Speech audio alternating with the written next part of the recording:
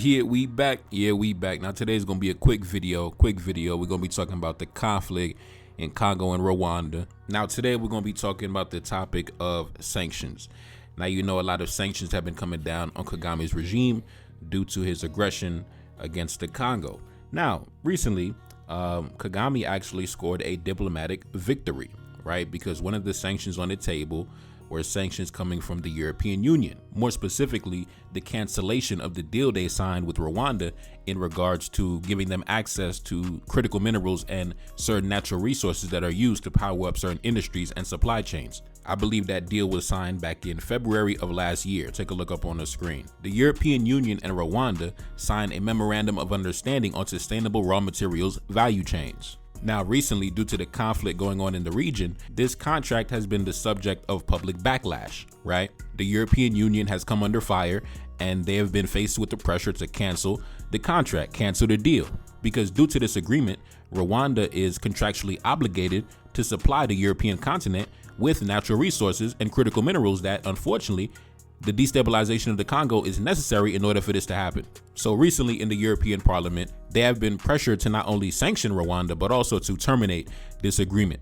Now, it has come out that the agreement as of right now will not be terminated, right? Because I believe that in order for that to happen, all the member states need to be on board. It has to be a unanimous decision. So now Luxembourg has decided to block the sanctions. And I would say this is pretty much the first major diplomatic victory that Kagame has scored so far during this conflict.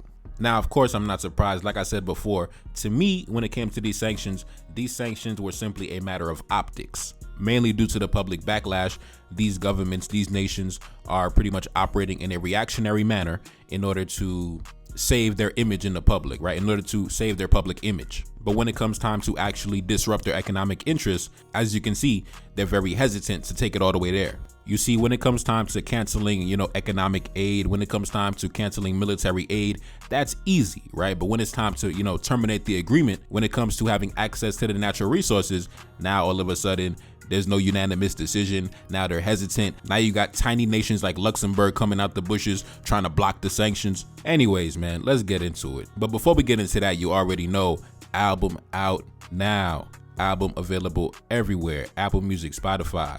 Go to the homepage of my YouTube channel, my playlist section, Sahel 1816. Enjoy yourself, man. Now let's get back into it. Luxembourg has delayed the adoption of more ambitious sanctions against Rwanda for its involvement in the escalating conflict in the east of the Congo. The sanctions on the table, but not adopted, included the individual sanctions against 9 individuals and 1 entity, and the freezing of 20 million euros released by the European Union last November under the European Peace Facility to finance Rwandan forces in the Cabo Delgado province of Mozambique. Now, let's talk about it, man. What do I think about this situation? Not surprised, right? The European Union, they're not going to sabotage their own economic interests, right? They might sanction Rwanda, but they're not going to sanction themselves, right? Because like I said, taking away the economic aid from Rwanda, taking away the military aid, that does nothing to them. In fact, that saves them money, right? There's no consequence on their end, right? That's more money in the state coffers. But when it comes time to terminate the agreement on the natural resources, on the critical minerals, that's going to have a negative effect on their economy. That's going to have a negative effect on their economic interests, right? So as you can see, they're hesitant to take it all the way there.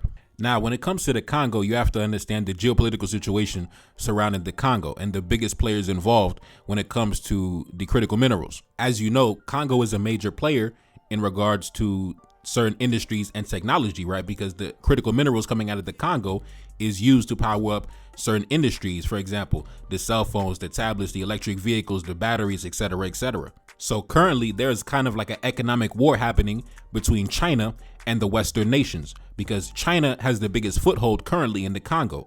So that's why the European Union had brokered that deal with Rwanda. That way, Rwanda functioned as the intermediary for the Western nations to kind of counteract Chinese influence, right? So the Chinese don't beat them in the technology race. And also that way, all European Union member states have a steady access, a steady supply of the natural resources needed to power up their industries. For example, the Germans with their automotive industry, the French with their military defense industry, etc., etc. So instead of dealing directly with the Congo, because the Congo has deep economic ties with China, the European Union, the Western nations, decided to go to Rwanda as the middleman.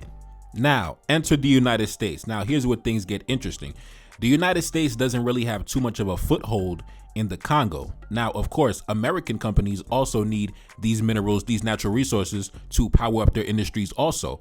And that's why you see recently in the headlines, there have been rumors circulating about the Congolese government in negotiations with the American government in establishing a direct trade route in regards to American companies having access to these critical minerals. And of course, with Donald Trump, he has what they call an American first policy, an America first ideology, right? So by establishing a direct trade route with the Congo, that's a way to undermine Chinese influence and also undermine the European Union, because that way the United States won't have to go through the European Union as a middleman or even China as a middleman. They can go directly to the Congo. And also in the eyes of the Congolese government, this is a way to undermine Rwanda, because the Congolese government is basically saying to the Western nations, instead of going to Rwanda as a middleman behind my back and not paying no tax, you could just go directly to me, basically trying to sabotage Rwanda by cutting them out of the economic equation.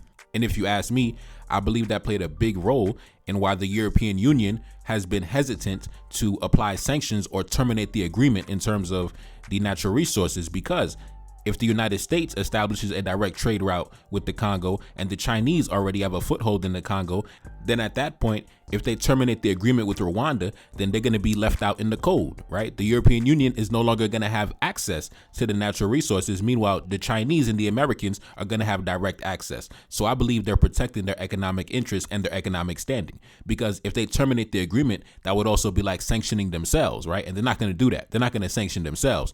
So as you can see, like I said, man, everything is for the optics. Everybody is safeguarding their economic interests. And that's how it goes in the world of geopolitics. Now, I've been seeing a lot of individuals who are part of the Kagame fan club criticizing the Congolese government for establishing diplomatic relations with the United States. But I find it hypocritical, because if you love Kagame, if you love Rwanda, then you have no room to criticize the Congolese government for engaging economically or diplomatically with the United States, because Kagame himself has been locked in with the United States and many other Western nations in all sectors of activity for the last 25 years. So if you love Kagame, right, and you have no problem with Kagame engaging with the United States, then how can you criticize the Congolese government for doing the exact same thing, right? Like I said, you cannot call Kagame a genius for doing one thing and then criticize the next man for doing the exact same thing, right? Like I said, some of y'all Kagame fanboys got to relax. And that's pretty much what I said in my video the other day when I was talking to Prince Dinas Amir. He was basically saying that the Congolese government is selling out. But meanwhile, your boy Kagame, he locked in with the entire European Union. So that's basically what I was saying, right? You can't criticize the Congolese government for establishing a trade route with the United States, but then at the same time, you praise Paul Kagame, you love Paul Kagame for establishing trade routes with Germany, France, the Dutch, Italy, Spain, Belgium, you know what I mean? So he's selling minerals to all these nations, right? And you love him for that. You love him. You say he a genius, but you criticize the Congolese government for establishing a direct trade route with the United States? I mean, come on, man. We got to be consistent in our geopolitical analysis. Now, when it comes to Luxembourg, I believe that Luxembourg is simply the fall guy. I believe that there are other more powerful nations that they don't want to take the backlash. They don't want to take the heat. They don't want to take the slander by vetoing the sanctions, right? Because like I said, everything is about optics. So they rather a tiny nation like Luxembourg take all the blame, a tiny nation like Luxembourg take all the heat, when in reality, it's probably the more powerful European nations in the bloc that are blocking the sanctions, but are simply using Luxembourg as a shield, right? Luxembourg is simply the fall guy taking the charges, but I don't think Luxembourg is really the one that blocked the sanctions. Now, I'm going to get into a clip. I believe it's one of the members of the European Parliament basically, talking about this subject. So I'm going to get into the clip and I'm going to come right back. Let's go. Well, in the European Parliament, we finally, the Parliament, with a very large majority, passed a resolution on the 13th of February, precisely about the Democratic Republic of the Congo. And what did this resolution say? Well, it was clear. It condemned Rwanda and explicitly called for the cancellation of the scandalous agreement on critical minerals, signed between the European Commission and Kigali in February 2024, an agreement that, I remind you, turns us at the European Union level into a receiver of stolen materials. But even worse, during the last European Council, Luxembourg blocked the possibility of sanctioning Paul Kagame's regime. Yes, a majority is needed, absolute, even unanimity. Unanimity to block a sanction. And in reality, only Luxembourg, among the 27 states, made this choice to block the sanctions. Now, like I said, I don't think it's Luxembourg operating on its own accord doing this. I think Luxembourg is simply operating as the fall guy, taking the blame, taking the charges, but it's probably most likely more powerful European nations that are hiding behind Luxembourg that block the sanctions. Luxembourg is not some type of world power. Luxembourg is like a little financial hub. A lot of multinational corporations use it as like a tax haven. Luxembourg is not some big superpower blocking sanctions. Like I said, Luxembourg is simply the fall guy for other more powerful European nations. But like I said, due to the fact that these Western nations have built a reputation of, oh, we defend human rights and things like that. So that way they can say, look, we wanted to sanction Kagame, right? We wanted to do what was right, but Luxembourg blocked us, right? Luxembourg stopped us from doing it, right? Like I said, everything is about the optics and the image. Now, when it comes to that alleged, deal between the Congo and the United States, as it stands right now, no deal has been signed. No agreement has been signed. It's just simply, negotiations. So rumors are speculating. But as it stands right now, at the time of this recording, no deal has been signed between Congo and the United States. Now, in my opinion, the reason why the Congo and the United States are engaging diplomatically is because both sides have something that the other side wants. The United States, under the Trump administration, wants to undermine China as well as undermine the European Union by establishing a direct trade route with the Congo. And the Congo, dealing with a belligerent neighbor in their east, they obviously want access to certain military technology to wage a military campaign. And not only wage a military campaign, but also secure their borders. Now, when it comes to Trump, there's not going to be any boots on the ground when it comes to Trump. Trump is not going to send any soldiers to the Congo. That's not going to happen. That's never going to happen. So I believe the Congo is trying to get their hands on certain weapons, certain military technology in order to defend their territory. Now, like I said, the Chinese are not really going to come to your defense on that. The Chinese, they don't really get involved in your domestic affairs, your political affairs. The Chinese simply come to do business and go back to their country, right? They're not going to get engaged in your, internal politics. That's why, as you can see, the Chinese have not gotten involved at all. They've not sanctioned anybody. They're not going to, give you weapons and nothing like that. They just here to get money.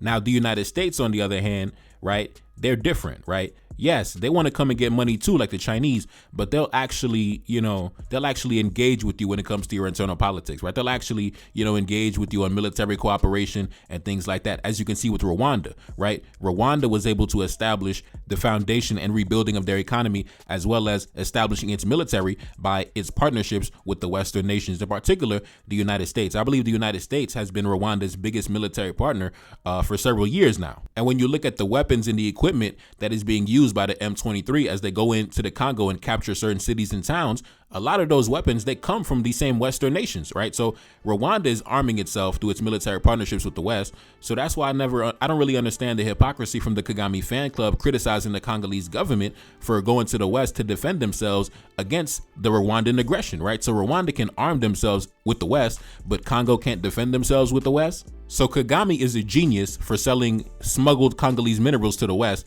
but the Congo can't sell their own minerals to the West. Like I said, it's a lot of hypocrisy coming from the Kagame fan club, right? Like I said, y'all praise Kagame for one thing, but then you slander the next man for doing the exact same thing, right? So like I said, some of y'all, y'all love Kagame a little too much now. Now, when it comes to me, in a perfect world, right? All of our natural resources would simply stay within our borders. We'd be trading amongst ourselves, establishing international economic networks that span from the continent to the Caribbean and the entire world. We'd be extracting and refining our own resources, selling finished products on the international markets, right? In a perfect world. But unfortunately, we don't live in a perfect world, right? We don't live in a perfect world. Not all black men believe in, economic cooperation. Some black men are still stuck in medieval times, destabilizing their neighbors to benefit their own tribe. Like I said, man, some black men are still operating like we still in the 18th century. Like I said, some guys are throwbacks from the old days. And as black men, we need to move into the future. Now, in summary, I'm not surprised that the European Union has refused to terminate the agreement. Obviously, they're not going to sabotage their own economic interests. They're not going to sanction themselves. And also, if they did terminate the agreement, that would give China the upper hand. So they're not going to do that. Now, when it comes to the United States, I don't want the Americans to gain a foothold in the Congo. But at the same time, if Kagame has been able to arm his military, and arm his various militias with his military partnerships with the West, then I can't tell the Congolese government not to engage with the West when meanwhile their adversary is already locked in with the West. But anyways, man, that's basically what's happening here, right? We have like a economic showdown between China, the European Union, and the United States. Everybody has interest on the table. The European Union doesn't want to terminate the agreement because they don't want to give China the upper hand. And the Congolese government is trying to cut Rwanda out of the economic equation. They're trying to cut out the middleman by establishing a direct trade route with the United States and by extension, other Western nations as well. Now, the Congolese president, if he wanted to, he could go to Russia. But at that point, if he does go to Russia, then I believe that the Western nations, the European Union, the United States will put all their support behind Kagame to act as a counterweight against not only Chinese influence, but also Russian and Chinese influence if that were to happen. So yeah, like I said, man, Kagame has been taking a lot of diplomatic losses recently, but this is a diplomatic victory, right? This is a diplomatic victory. Luxembourg saved him from sanctions, right? Luxembourg saved Kagame from sanctions. Anyways, man, it's your boy Neferkari. That's Celine back in the Billy. Yes, indeed. Cash App in the description. Support the channel. Album out now. Sahel 1816, and I'm gone. Peace. Took on my losses and now I got racks. Took on my losses and made that shit back. Plan to make gold, I need plenty of plaques. Making my enemies empty the stash. Feel like a see me, I feel like Chiani. African gold is all over my body. African diamonds adorning my fingers. African kid when you look at my features. Enemy watching, I gotta get paid. Enemy watching and stalking my page. Watching my moves and they study my waves. Copy my energy, riding my wave. Enemy watching me like an obsession. Heart of a king, I don't need no acceptance. No, they gon' try but can't stop the progression. No, they gon' try but can't stop the ascension. Foot on the gas and I gotta go hard. Straight to the top, I've been down for too long. Plotting revenge, I'ma make them regret it. Ain't no more talking, I got too much leverage. Talking uranium, diamonds and gold. Keep that shit real, I wish death on my foes. Keep that shit real, I ain't blocking my blessings. Stacking my profit and then I invest it. Feeling untouchable, energy sacred. When I pull up, know my enemies hate. Setting up shop at a secret location. Chopper gon' sound like a standing ovation. Moving in silence, I never been regular. One of a kind, I ain't got no competitors. Son of a king, I'm the kingdom inheritor. Do what I want, I don't care what you telling us. State of myself, me and my team. Walk in the spot, but they knowin' my name. Beautiful passenger, bet she gon' ride. Keep it authentic, I'm never gon' change. Always been solid, I'm built to survive. Gotta stay focused, I'm deep in the game. Never surrender, I got too much pride. Took on my losses and stayed in my life.